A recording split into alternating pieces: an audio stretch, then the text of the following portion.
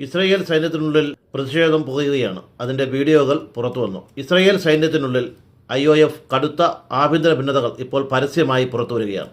ഒരു മുതിർന്ന ഉദ്യോഗസ്ഥനും സൈനികനും തമ്മിലുള്ള തർക്കത്തിൻ്റെ ദൃശ്യങ്ങൾ ഇപ്പോൾ വ്യാപകമായി പ്രചരിക്കുകയാണ്.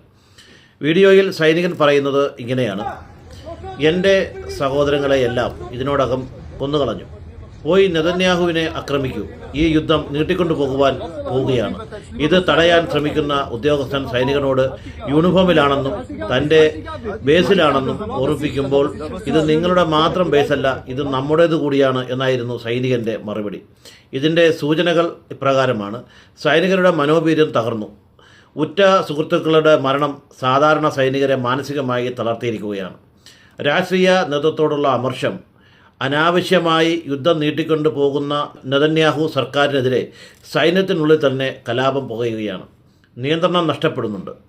അച്ചടക്കത്തിന് പേരുകേട്ട സൈനിക കേന്ദ്രങ്ങളിൽ പോലും പരസ്യമായ വാഗ്വാദങ്ങൾ നടക്കുന്നത് ആഭ്യന്തര തകർച്ചയുടെ ലക്ഷണമാണ്.